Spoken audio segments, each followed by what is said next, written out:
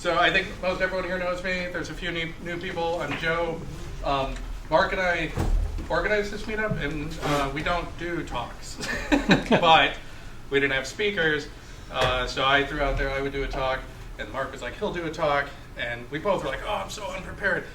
He was way more prepared than I am today. And he's going to do better than I do, so that's... I will have JavaScript. Yay! We should have a meetup about that. Yeah. But before I start, next month we're trying to do lightning talks. A lot of people in this room have given lightning talks. This is a light night. I think we're usually more like 30 people, give or take, so about 10 more people. But a lot of people in this room have given lightning talks. A lot of them, it's been their very first talk, so if you've got a topic you want to talk about, 5, 10 minutes, maybe 15, just hit me up on Meetup and just tell me what it is. Like, there's no pre-qualification around this, especially a lightning talk. You just get up here, 5, 10 minutes, we record the thing, we all laugh at you, you get it out of your system, and you come back and you do a long talk. That has happened a whole bunch of times here. We don't laugh at We don't laugh at you, but we for everyone who's new here, we kind of heckle a little bit, and it's fun. So welcome to everyone who's new, old friends. This is going to be a rough talk. So what I'm talking about was in the description. I don't think I really got to everything that I wanted to do in the description, so we're going to talk about a few web APIs you might not be interested in, you might not be aware of, you also might not be interested in. We're going to look at some examples. I'm not going to do a bunch of live coding because I didn't have time for that, so we're going to look at some code. We'll talk about some things. I hope you have questions so I can stretch this thing out. So I'm going to jump to this first thing here, and you guys can see that in the back? Yeah? You can see that back there? All right. So my question to you is, if you had to guess, what are you looking at? How is that being animated? It's just any possible way you could think of. jQuery. Yeah, that's mine. So straight up JavaScript library, jQuery, animate, kind of transitioning, absolute position. Oh yeah, CSS animation. The very first pong and you turn it. All right. It's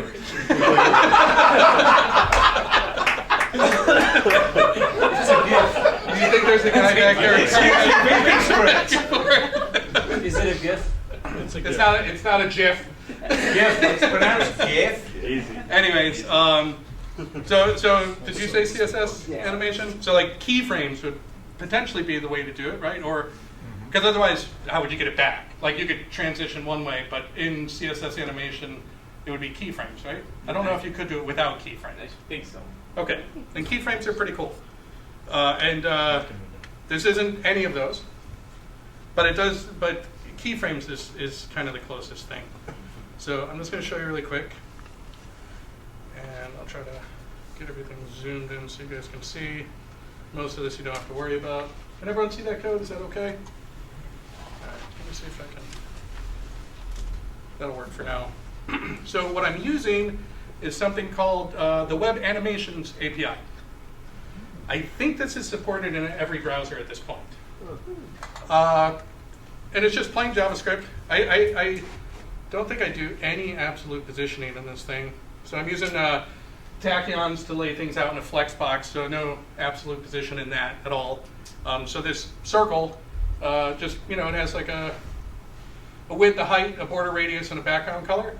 And then it's just relatively positioned inside of that flex box. There's no absolute positioning going on here at all. And there's no CSS. Yeah, man, tell that. Hey Siri, Joe sucks. You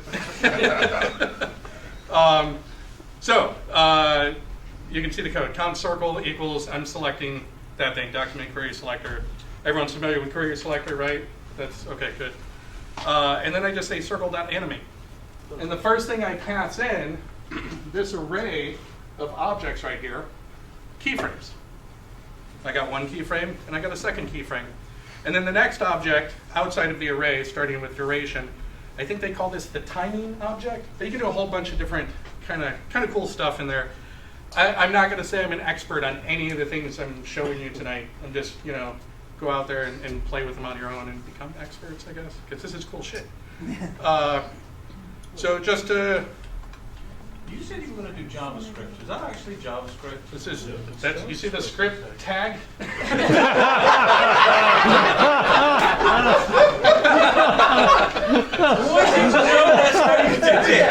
Yeah, so this is a really good example of like what I said in the talk, like in the description. Like this is plain JavaScript. There's no framework here. There's no library here. There's nothing like that. There's no additional hidden file here, with the exception that I'm bringing in some CSS to do Flex stuff very simply.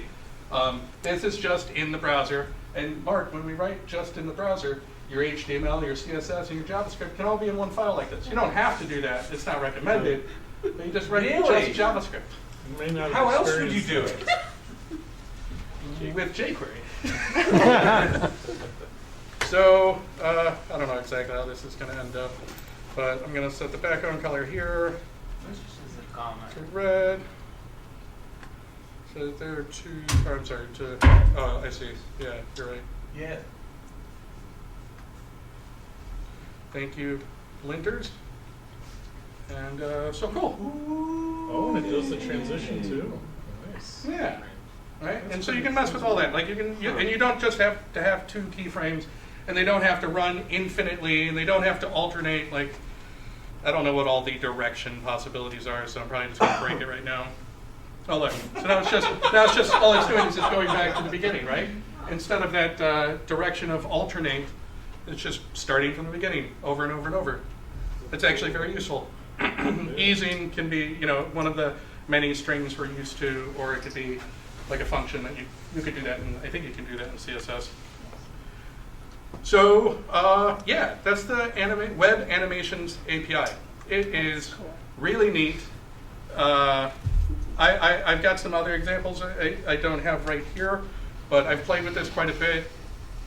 Like once you grasp like some really simple things, you can start generating all sorts of things with JavaScript, and it like without really understanding a lot of physics math. You could create like all these weird like particle generator looking things and star fields, and it doesn't have to be like a looping animation. You can literally have a kind of a starting point and a path to move along and send it somewhere. Like those keyframes can just be there. You can just say, how long does it take to get from this point to that point to that point to that point? If you wanted something like, I know you're big into CSS, right? In keyframes, you can have like your 0%, your 50%. Each of these can have an offset value. So it's just a percent, but in a decimal format. So you could have offset 0.5 on one of these keyframes, and that would be the 50% mark. So, and keyframes are really, really hard to manipulate in JavaScript. Like I don't even know how you would do it like in a reasonable fashion. Like it's notoriously difficult. So, yeah, that's pretty cool. Is there an imperative API after you get it, if you wanted to stop it or restart it? That's a good question. And I'm not going to ignore you. So right now what we're looking at, though, I mean, at the end of the day, even though like if you're a JavaScript developer or in general a web developer, you could probably see a lot of potential with this. But at the moment, it's like if I was a CSS person or I leaned that way, I'd be like, yeah, whatever, fucking keyframes. You got keyframes, we got keyframes. What do you want? I'll just write this in CSS and then it'd be done. Yeah. So transparency, so we can get the link tag back finally. yes. That's how this whole thing ends. It's like Marquise. Sorry. Yeah, man, Jesus. Don't spoil it. So that was number one, where it's similar to something else, right? And to your question, yeah, that's where it gets really different. Really different. So I'm gonna have to full screen this guy for right now, or maybe a little. You are Mr. Sigler.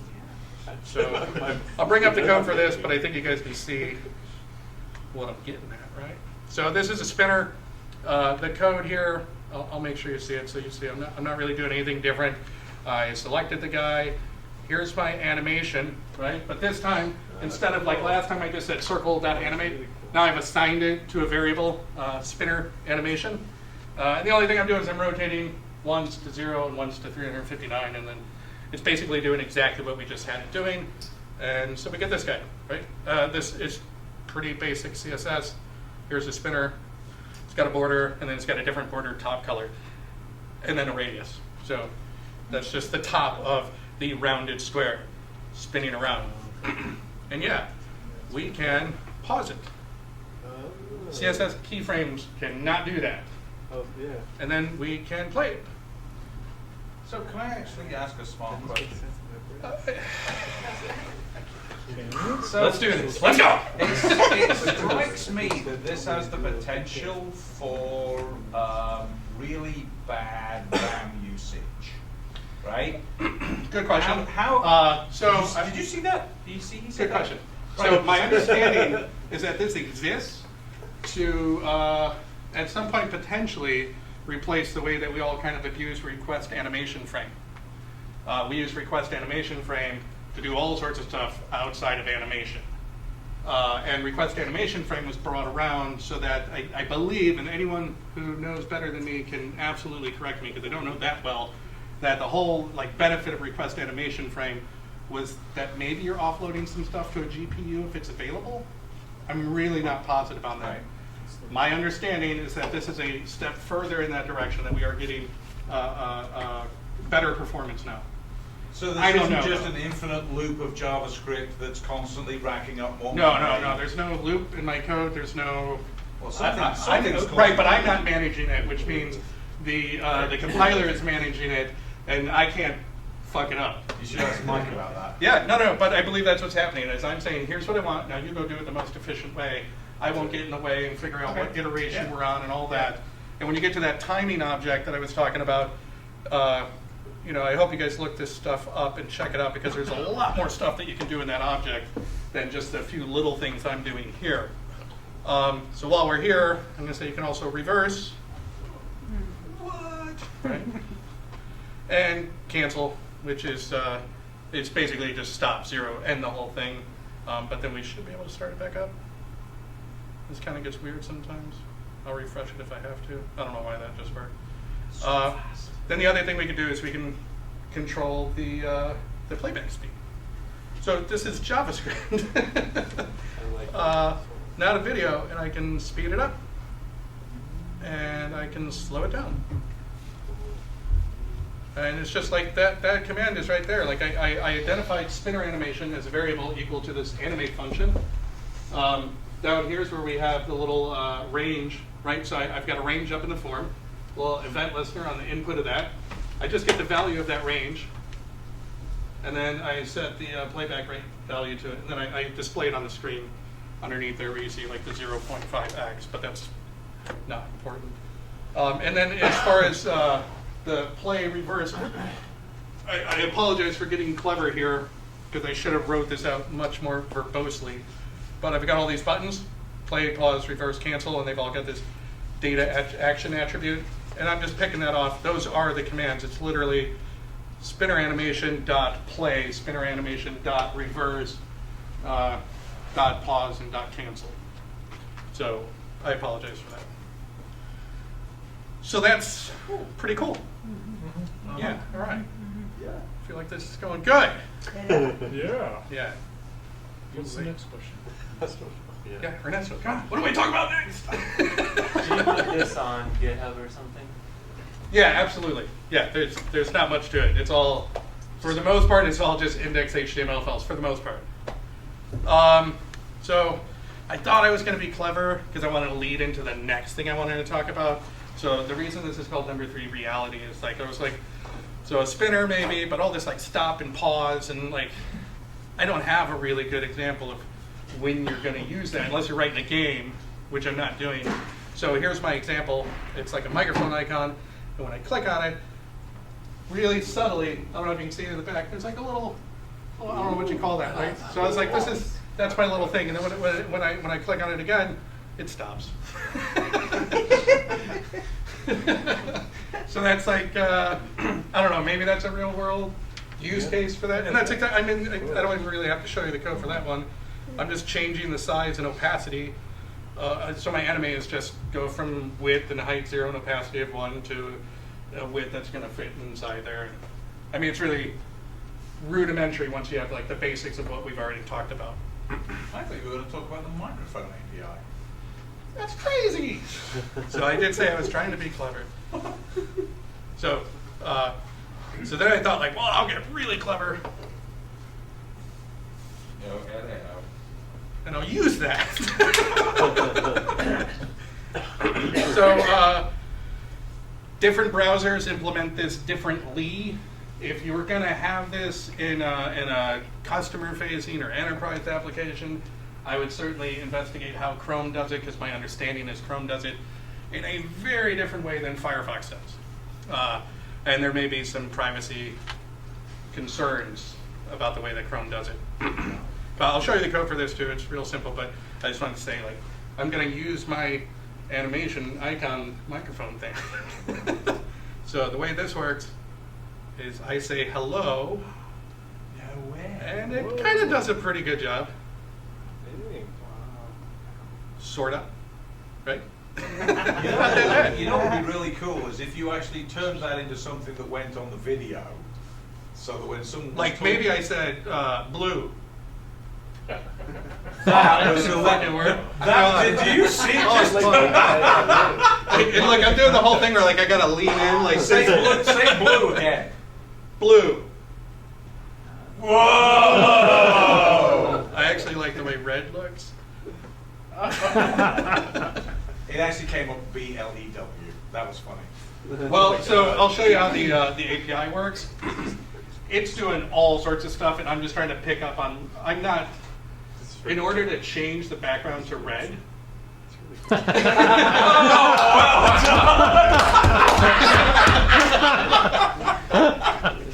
I didn't invent the speech recognition API, but in order to change it, what I'm doing is I'm trying to capture just one word, because all I'm doing is I'm setting like a style to equal the string. So I'm trying to just capture Green. No. Green. All right, hold on. We got to go back to where we were. Black. Okay. It's a microphone thing. I don't blame I certainly don't blame my fucking code. I want to see that picture. All right, let's see which one was this. This is 4. So, just a quick look at the code. So this speech rec is actually the microphone code. I can show you that really. I mean, it's the icon code that I showed you earlier. I just didn't want to pollute this with that. I'll prove that just to make sure you guys see I'm not lying. This is the code that just animates the microphone. I just wanted that out of the way. I should have named it microphone icon code, but I didn't. This is it. I'm not doing any checking in the browser to see if you have it or not. Recognition equals new WebKit speech recognition. Couple little settings. I set up the microphone icon, and on the click of it, I either do recognition start or recognition stop. And that starts the listener, stops the listener. One thing I will mention is I'm currently running this through HTTPS on my local machine. For some of the stuff I'm showing, and I think that includes this, you have to have HTTPS. Yeah. Why does it say not secure in the browser with both? Because I don't have an actual certificate or anything. I'm faking it locally. That is insanely fast, actually.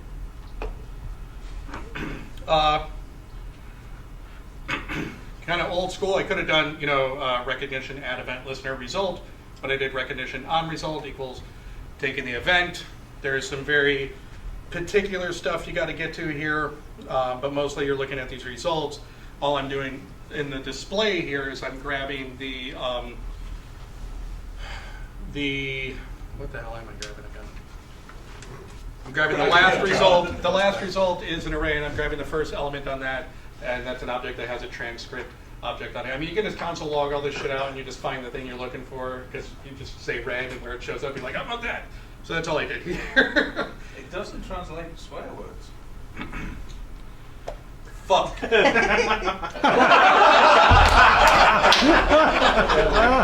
That's awesome.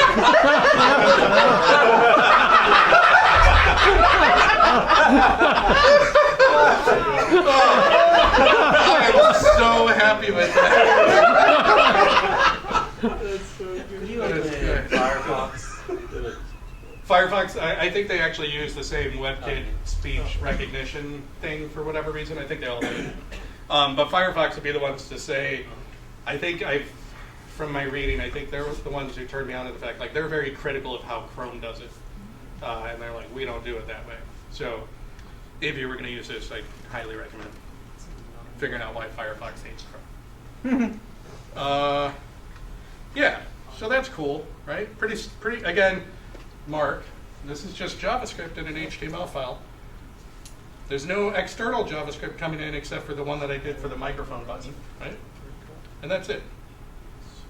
I don't even think I'm using like a little arrow function, but all of this is supported in the browser. Yeah, the swear word thing that you pointed out, I think that really helps. This is very cool. Okay. So this thing is actually self-contained. It's not like it's hitting a server at the back end. Well, that's where things get tricky with Chrome. My understanding is with Firefox, no, this is totally going somewhere in Chrome, for sure. It's probably going somewhere in Firefox too. The words I'm saying are going somewhere. I don't think this is happening in the browser all by itself with nothing else, but it's in the browser's online, it works. If I went offline, would it work? I don't think so. Not in Chrome, at least. My understanding is that Firefox does it differently enough that maybe it actually would work offline, but I don't know. Okay. So I guess keep getting more clever, right? Yeah, you guys are good. This is stupid. I even call it bad idea. This is number 5. If you can't see in the back, it's called bad idea. So I thought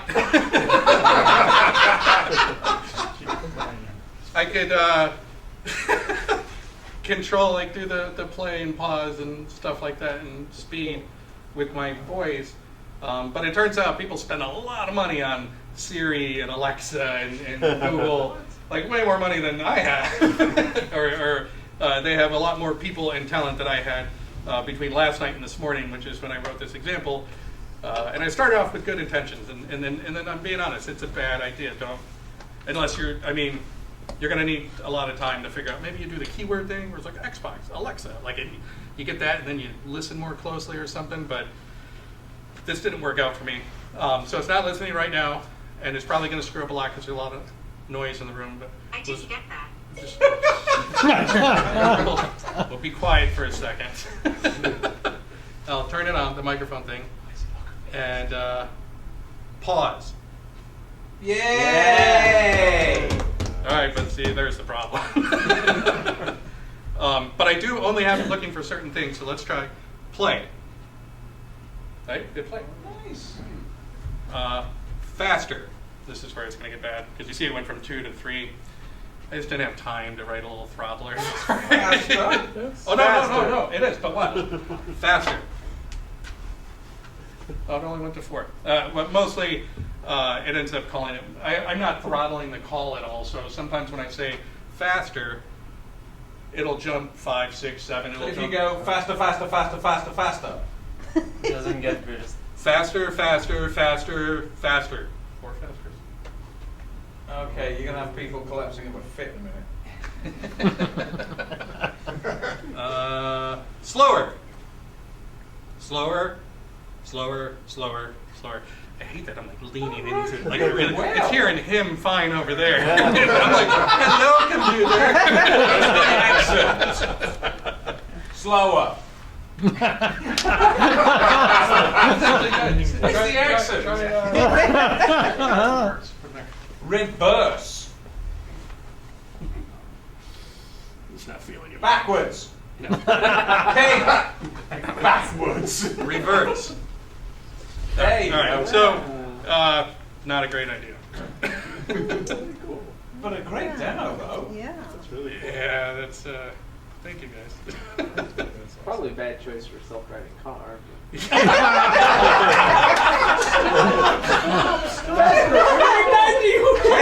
run on JavaScript. So just to mention, one, it's really not a good base for what I was trying to do overall. I wrote a very poor implementation of what I want to do. I could certainly do this much more intelligently and really zero in on exactly what I'm looking for. But one, I didn't have time. But two, also looking at it, I feel like it's not really worth my time. There's a a service out there from Amazon or whatever that'll do this for me. There's no reason for me to write a whole bunch of custom commands or try to or get this thing to interpret everything I'm saying and pick out the commands.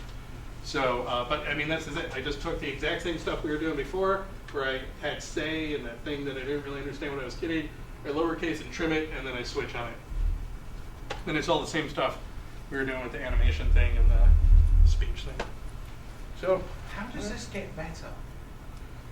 well, I gotta tell you, I got most of the work I did on these first 5. it's gonna start to get a little weak. All right, I don't even remember what these are now. They have the under construction icon. This reminds me of what my brother had to do to show the speed of something changing instead of having numbers.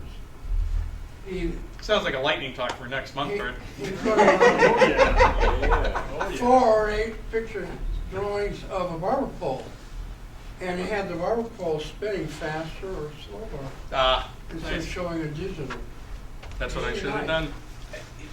So All right. we should do a talk on that. That was in C#. Next month, 10-minute I talk. have to get the code from. Get the code. You got a month. Them Boulder.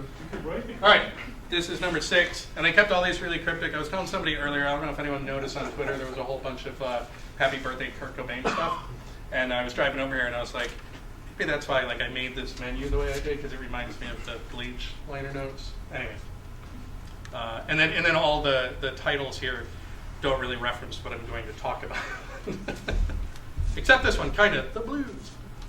All right, so hopefully this thing is on. This is called a Thingy 52. It's made by Nordic Semiconductor.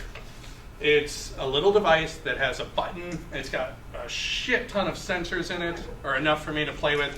One of those being Bluetooth. It's got an LED light. It's got some pins on it, but I don't solder or anything, so I don't know what to do with those. It's got, you know, gyroscope, accelerometer, and all that awesome stuff. So web Bluetooth is really fucking neat. And I'm just going to see if I've actually got this. It's hard to tell when this thing is on because they put it in this stupid case, but I thought it would protect it today. So I'll show you this code, but I'm going to click this connect button, and I'm going to see if I can connect to this device through the browser. Okay, the Bluetooth, the machine has to have Bluetooth, don't get me wrong. No, really? Yeah, the machine has to have Bluetooth, but then the Are you connection, sure? the connection is between you and the browser. All right. So, yeah. So like I said, it's kind of hard for me to tell if. Oh, there it is. Yeah, it's on. It's on. So I've named it Joe Thing, and remind me. You know what? I'm just going to show you this really quick because this is like. When I first started playing with this, before I even had this device, I was like, I really want to mess with this Bluetooth stuff, but I don't have a BLE device, which is like the latest, greatest Bluetooth, the low energy Bluetooth, right? And I was like, how can I just like scrounge around my neighborhood and look at people's shit? And it turns out you can. What? Yeah. So if this is the again, I'm not doing any testing to see if the browser has it. I'm just doing Navigator Bluetooth request device, right? You pass it in a filter. Typically that filter is going to get you in on the device that you're looking for.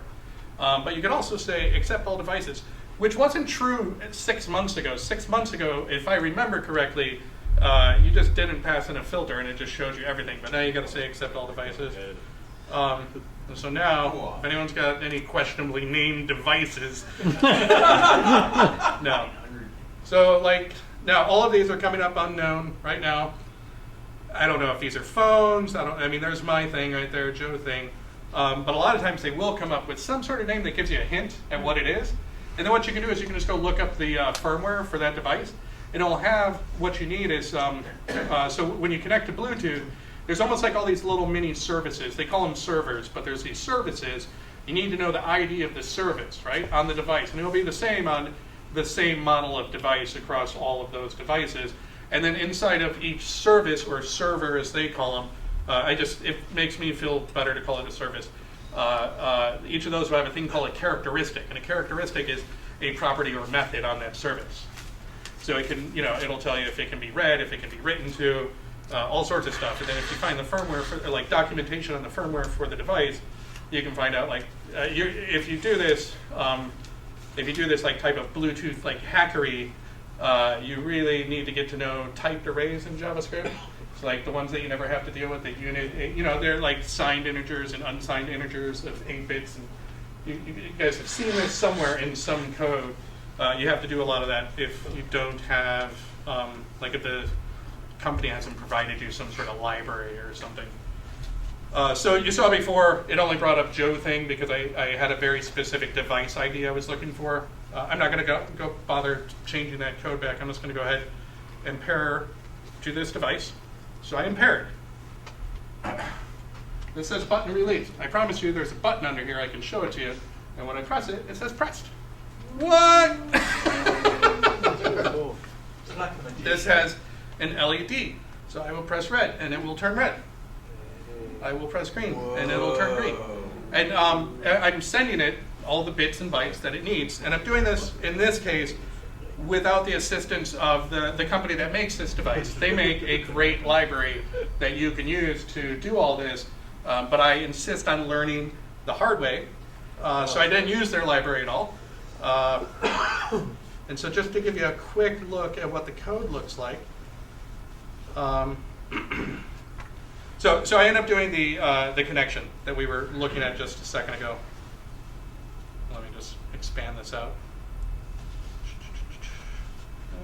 Where am I defining device? Okay. So again, just to mention, even though you're seeing import device, import simple demo, all this stuff, this is still just in the browser. There's no transpiling being done here. This is all in the browser. So if you want to use like ES6 modules, when you put your JavaScript on the page, you just say type equals module, and so that's index. I'm importing index, and then in there you can see I'm importing, but I do have to put the JavaScript extension on it. Anyone know? I'm way off topic. Never mind. This isn't jQuery. I just wrote 2 functions, one with $1 sign, one with $2 signs, one for query selector and query selector all. Identify a bunch of stuff. Somewhere in here, I'm going to do this connect thing. Which is really just hitting up this device, which is the thing that I showed you a second ago. So there's a little function, and it just ends up returning this GET server. I forget what GET stands for, but all of this stuff is on some sort of GET protocol or something. I don't know. It stands for something, and I don't remember what it stands for. And then into my app, I'm loading these little services. The button service, right? This is that service. I get the primary service. Then I get the characteristic that I'm looking for, and I start notifications in this case, and then I just have an event listener, and you do end up having, like when I get this value, you got to start doing all this typed array crap to get the value. But my callback here is just, I'll just show you on the button one. You can tell I'm losing you guys, I'm sorry. Yeah. This is so cool.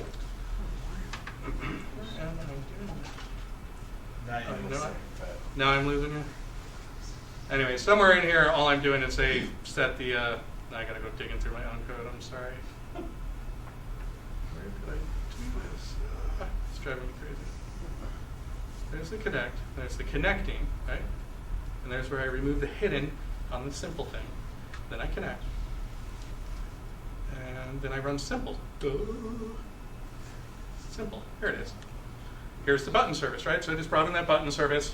I wait it to come back, and I pass it in. This very simple, like jQuery. Very simple callback. Yeah, because I recreated all the jQuery knowledge you have in these 2 lines. Yeah. So that's it. I mean, once I'm connected, I'm just back to regular old DOM manipulation. Like there's nothing beyond that. The color one, each button has a listener. You have to do this, the ls is my LED service. I really just take a value, I have it on an attribute called data color in index, so on those buttons on the color, this is red. So I'm just passing in RGB values. So technically I could have a slider and change the color of this thing, all sorts of different ways. And on that guy, it's very similar to the other one.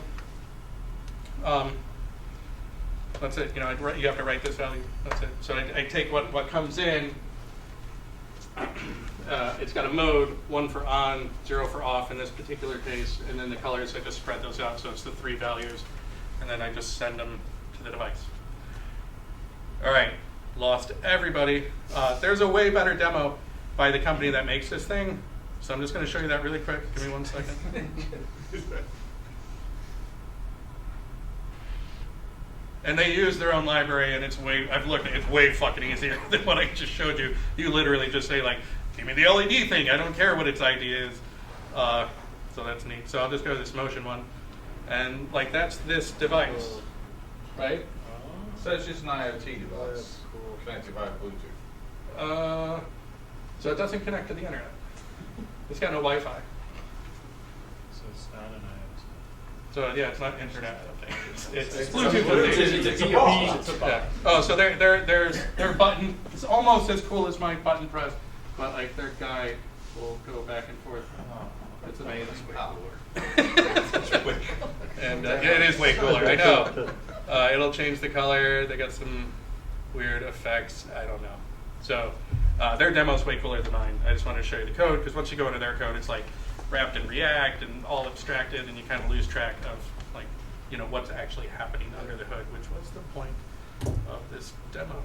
So that's kind of cool. They mention any uses of those in products?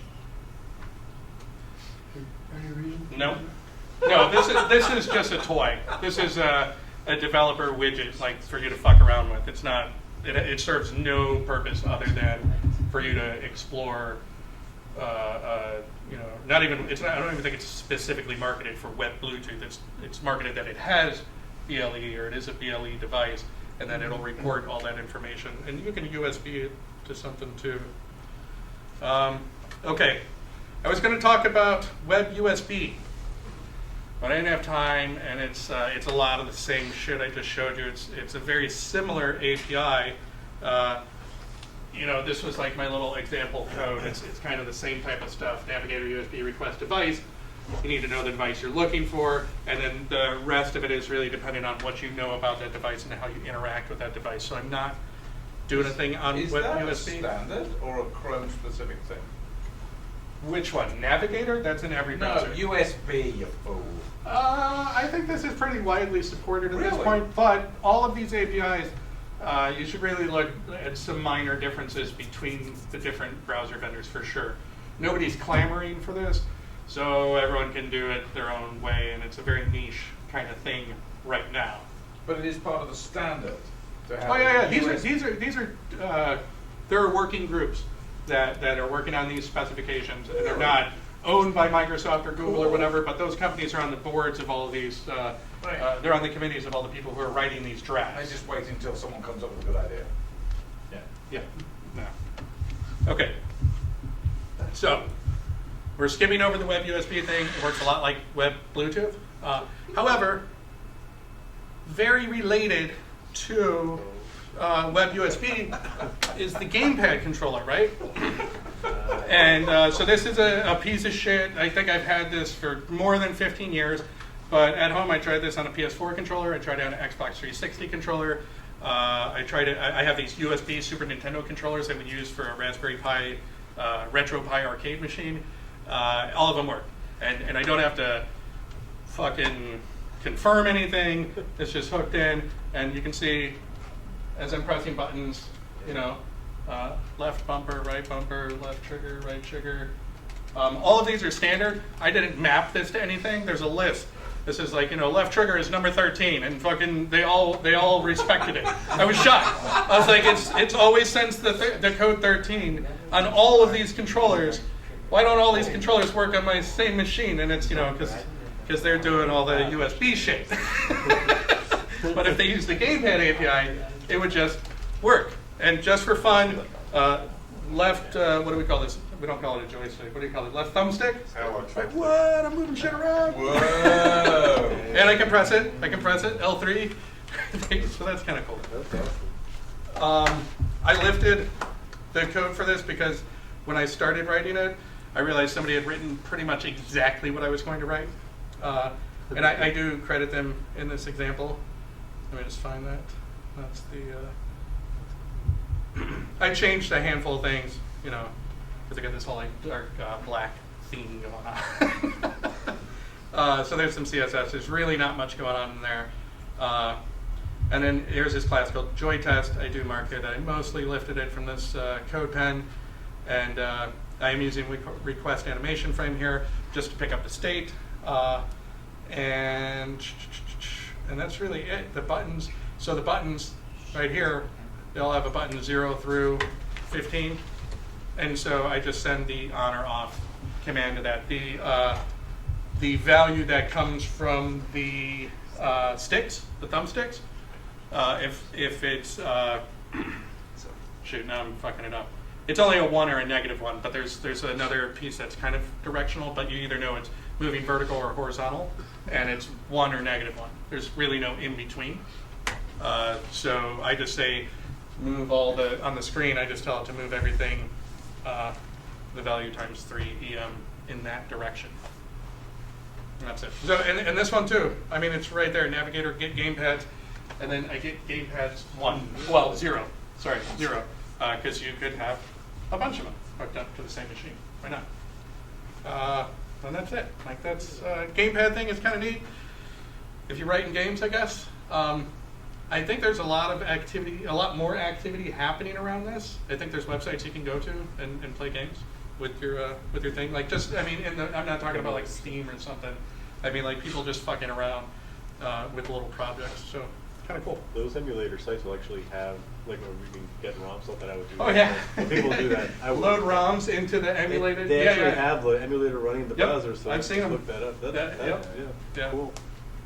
So I'm certain that something like this would work right there. Yeah. Like I guarantee you that's already done. Probably, yeah. Cool. All right. That was pew pew. Oh, this one made me really sad. So I wanted to show you. I wanted to show you something that I have seen working. I've seen it working on devices I own, laptops I own, and all of a sudden this week I could not get it to work. I don't know what updated. And what I wanted to show you was this thing called the Ambient light sensor, which is certainly built in your phone, but it's also built into a lot of your laptops. And you can tell a lot of times by whether or not your keyboard is lit up, right? If you got a backlit keyboard, if it's dark in the room, it just automatically lights up. Ambient light sensor. There's an API for this. I don't even know if I bothered putting it in here because I was very dismayed. Yeah, there's an API, new ambient light sensor. There's kind of a weird thing going on with this thing called the generic sensor API, which this might get folded into at some point. I don't know. This actually, even in the browser, it's firing off. I can see I've logged out the sensor, but this is just the browser. So it's the sensor on my machine it won't fucking work, man. I've been trying to put in Canary, Chrome Beta, I tried in Firefox, everything. I don't know. But I am saying there is hope because here's a video of it working for somebody, right? And there's a code pen for this, and what she's doing, she's taking a little flashlight and she's holding it up to the camera, and then it goes to sunny, and then when she takes it away, it goes to dark. There's a code pen for this. I might have it. Well, I certainly have it linked in the HTML. So this does work. And looking at that video, I'm like, I do have a Mac that's a little bit older, and I should have tried it on that motherfucker, but I didn't, because that looks like a slightly older Mac. So this is a thing that is, every browser claims to support it to some degree. I don't know why I couldn't get it working in the last couple days. But it's neat, because you know, what I meant there when I kind of said, like, no control on number 9 is like there's no controller for that. Like we're you know, responding to the environment, and that could be, I mean, I don't know why it would be temperature or altitude or something like that, but certainly rotation or orientation or the ambient light. It'd be really cool to respond to that for the user. You know, you're gonna have to give them a way out of what you chose for them, but it'd be kind of cool the way that example was, where, you know, it's really bright and it changed. Like maybe you dark mode that shit at night. I don't know. Or during the day? When do you dark mode? I just dark mode all the time. Cool. Okay, so where do we go from here? And there's a little musical note there. And nobody's going to get that because it's a Buffy reference, I think. All right, so I'm wrapping up here. I'm going to show you a couple little things because I think I said I would show them in the description, but I'm not going to show them like anything that I wrote today. If you want to find out more about any of the things that I showed you, or you just want to see like what is going on out there, my number one place, well, I don't know if it's my number one place, but it's certainly an important place. It's always MDN, right? Web APIs. Dude, I just looked through this thing for that little, you see this little beaker here? All these? That's all experimental. Like I just click on all those all the time and see what's going on, and then because they're neat. Unless you get into something that's like really, really super browser specific. But most of the time, this is all happening throughout the browser vendor community. The other place that I really enjoy is the Chrome platform status. So this is actually, I'm actually on the samples part. So there's Chrome platform status. But this is on the samples path, so there's a button up there for samples. I love this website.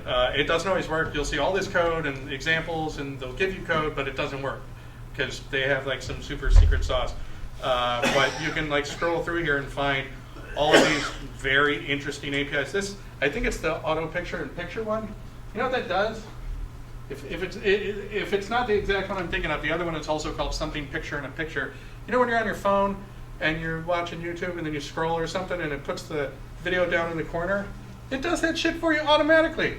Like you don't even have to write any JavaScript. You just literally like, you say call it, I mean there's a little bit of JavaScript, but it's like nothing you would think complicated. You're not positioning it anywhere. You're not worried about scrolling.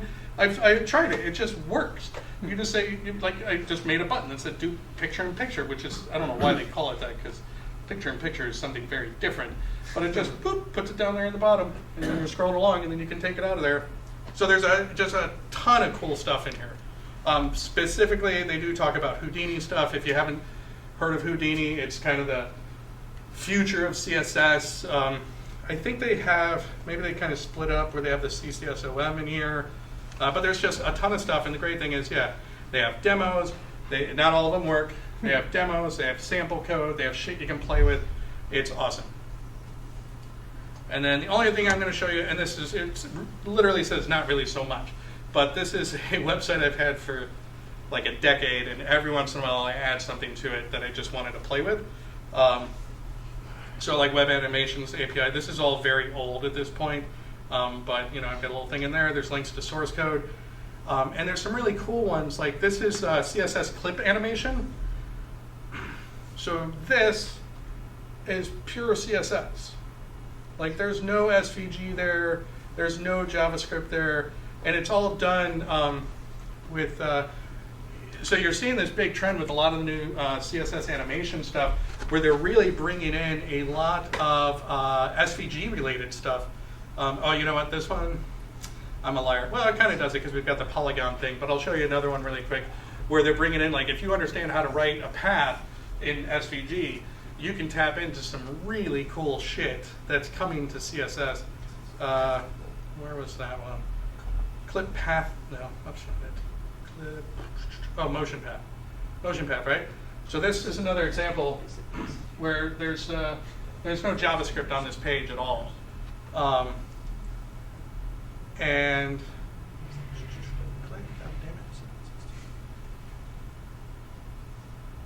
so without, again, I'm not an expert on any of this shit. I just like playing with it. There's a little keyframe thing that I really think just kind of restarts it.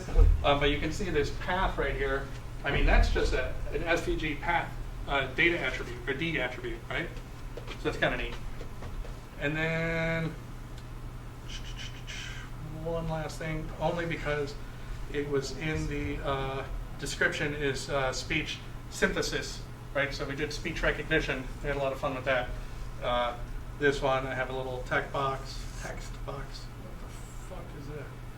This is not, what is it? Mark sucks, right? Back at you. And then, Mark sucks. Right? Yeah! Ta-da!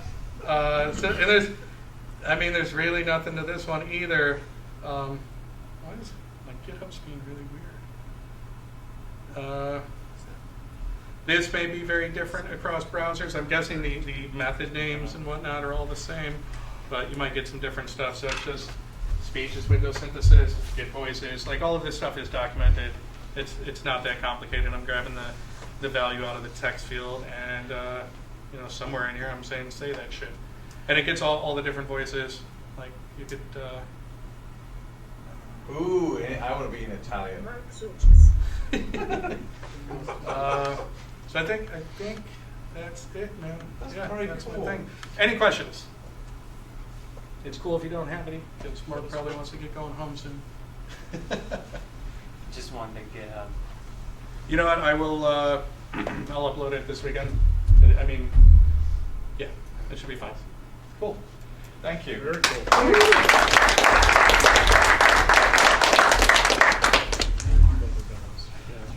The entire fucking time. Oh shit, dude. We even had a God, we're We old. talked about We're it. fucking old. We had a conversation about, dude, don't forget to record the screen. Never, ever, ever Oh my have I God. remembered to record the screen.